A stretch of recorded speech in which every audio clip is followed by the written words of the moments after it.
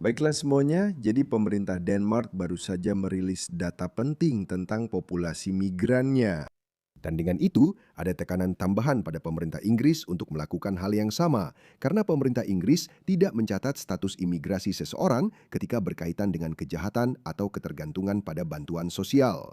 Silakan lihat ini. Imigran hampir 3 kali lebih mungkin melakukan kejahatan dibandingkan penduduk asli, menurut data resmi pemerintah Denmark. Jadi, kapan Partai Buruh akan mempublikasikan data Inggris? Mari kita lihat lebih dekat tentang hal itu. Apakah kamu siap? Ini sangat mengerikan. Jadi patokannya adalah apa yang dilakukan oleh orang Denmark asli. Rumania sedikit lebih tinggi, mungkin sekitar 2 kali lipat, kamu 2 kali lebih mungkin melakukan pemerkosaan. Pakistan sebenarnya sangat rendah dalam hal ini. Tidak buruk, kerja bagus, orang Pakistan. Saya bangga pada kalian. Yah, masih 5 kali lebih tinggi daripada rata-rata orang Denmark. Lihat itu, Turki, Iran, Maroko, Irak, yang itu-itu lagi. Afghanistan, Palestina, Suriah, dan Somalia hampir 20 kali lebih mungkin melakukan pemerkosaan daripada siapapun. Lihat ini. Dan ini bukan hanya soal pemerkosaan. Orang Somalia 20 kali lebih mungkin melakukan pemerkosaan.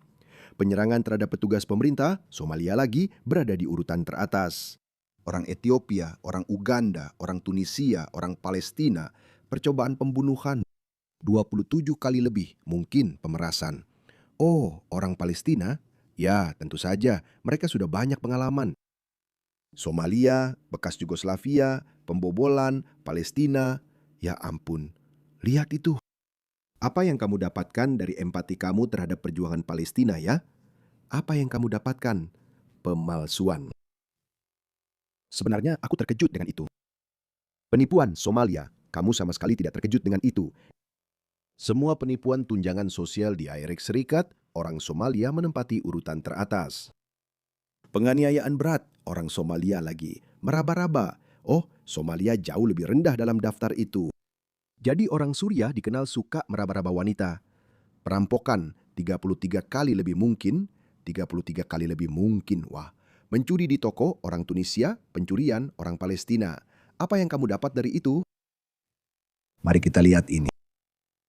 Di Denmark, para migran menerima jauh lebih banyak tunjangan kesejahteraan tunai dibandingkan penduduk asli. Dan itu juga terjadi di sebagian besar negara Eropa. Tapi yang menarik adalah Denmark, dengan pendekatan ilmiahnya, benar-benar memutuskan untuk mengumpulkan data kejahatan dan data kesejahteraan pada imigran generasi pertama, kedua, dan ketiga. Dan mereka benar-benar menemukan bahwa imigran generasi kedua dan ketiga, yang seharusnya sudah cukup terintegrasi dengan masyarakat Denmark, telah tinggal seumur hidup di Denmark. Tidak, kenyataannya malah lebih buruk. Sekarang sudah terbukti. Generasi kedua dan ketiga dari para imigran ternyata malah lebih buruk daripada generasi pertama.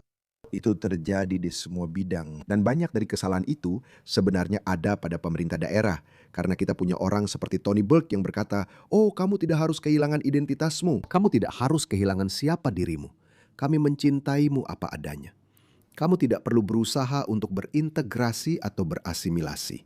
Kamu bahkan tidak perlu belajar bahasa setempat.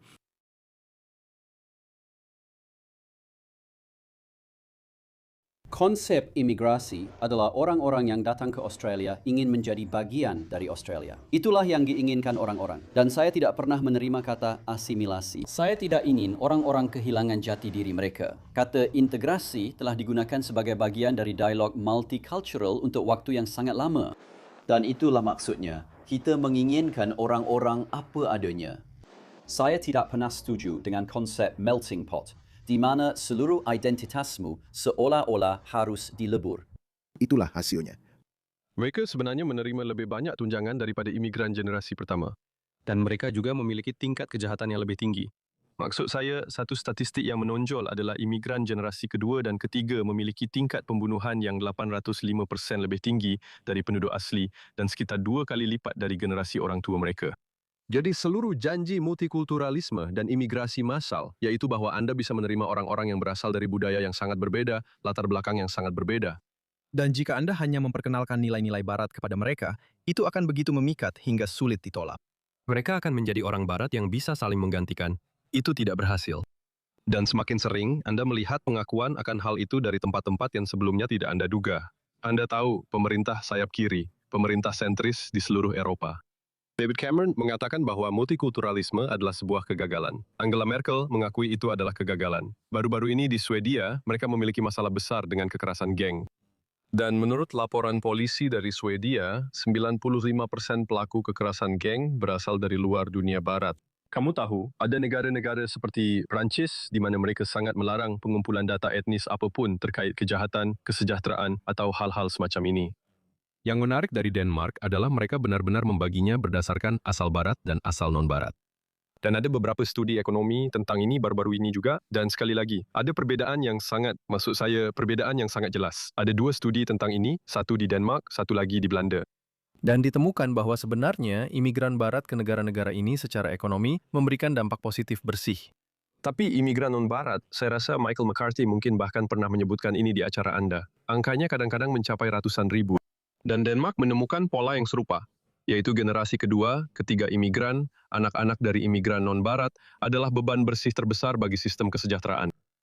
Dan ini adalah pola yang berulang di seluruh Eropa. Inilah sebabnya di tempat-tempat yang secara tradisional sangat kiri, seperti Swedia, Anda benar-benar melihat pada tahun 2022.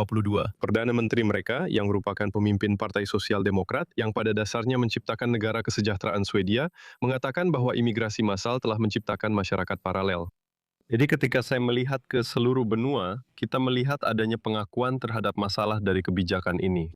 Dan gagasan bahwa jika kita hanya mengambil sikap yang mengabaikan perbedaan ras, jika kita pura-pura bahwa realitas ini tidak ada, maka, Anda tahu, sekali lagi, secara ajaib, orang-orang akan, Anda tahu, mengadopsi budaya baru. Dan kita akan melihat perubahan total terhadap pola-pola ini. Dan yang saya katakan dari sudut pandang ini adalah tidak, institusi-institusi terlihat seperti sekarang karena orang-orang yang membangunnya. Negara-negara terlihat seperti sekarang karena orang-orang yang membangunnya. Jepang seperti sekarang karena dihuni oleh orang-orang Jepang. Jika Anda mengganti penduduk Jepang dengan orang-orang Irlandia, karakternya akan sangat berbeda. Dan kita sedang menyaksikan hal yang sama terjadi di Eropa sekarang. Dan yang saya katakan hanyalah kita harus memiliki percakapan yang jujur tentang apakah itu hal yang baik atau tidak. Tidak ada yang mau melakukan percakapan jujur itu. Saya tidak tahu kenapa. Masih ada beberapa orang. Biar saya bacakan ini untuk Anda. Anda tahu data yang baru saja saya tunjukkan itu? Ini adalah data resmi yang dirilis oleh pemerintah Denmark. Dan lihat ini, saya tidak tahu wanita woke ini. Dia bilang rasis kalau tidak ada yang menginginkan orang seperti Anda. Kalian semua di aplikasi ini bicara muluk-muluk, tapi kenyataannya kalian bisa dilacak dan kalianlah yang ditakuti para wanita. Apa sih maksudnya dia? Dia sedang menyerang orang Eropa asli ini yang telah membagikan, yang telah men-tweet statistik ini. Dia sendiri tidak merilis statistik ini. Pemerintah Denmark yang merilis statistik ini. Dia menyerang orang itu karena menunjukkan statistik ini. Dan dia bilang, wanita takut pada orang seperti kamu, bukan pada orang Somalia yang 20 kali lebih mungkin memperkosa wanita Denmark. Atau orang Suriah yang 12 kali lebih mungkin meraba wanita Denmark. Dan lihat ini, dia sebenarnya. Aku bahkan tidak tahu siapa dia. Dan lihat ini, dia sudah memblokirku. Jelas, dia tidak bisa menghadapinya. Alasan aku menyebut namanya adalah karena kamu tahu bagaimana dia bilang kita perlu punya percakapan yang jujur? Ya, orang-orang ini bahkan tidak melakukan percakapan yang jujur. Lihat ini. Trump baru saja merilis ini. Kalau ini bukan bukti yang jelas, aku tidak tahu lagi apa itu. Kontribusi seumur hidup per imigran. Jika kamu orang Amerika Utara, misalnya warga negara AS Serikat atau Kanada, kamu akan berkontribusi $500 juta kepada kas negara AS Serikat. Jika kamu orang Skandinavia, hampir $500 juta juga. Oseania, seperti Australia, sedikit di bawah $500 juta. Jepang, 525.000 $500 juta. Inggris, jadi seorang imigran Inggris pergi ke Amerika Serikat, dia akan berkontribusi 481.000. Tapi sekarang lihatlah, jika Anda seorang Somalia, maka Anda akan menguras $1,1 juta dari kas negara Amerika. Jika Anda berasal dari wilayah Karibia, 675.000. Jika Anda berasal dari Timur Tengah, 624.000. Amerika Latin, 271.000. Afrika Sub-Sahara, 730.000. Afrika Tengah dan Utara, 700.000.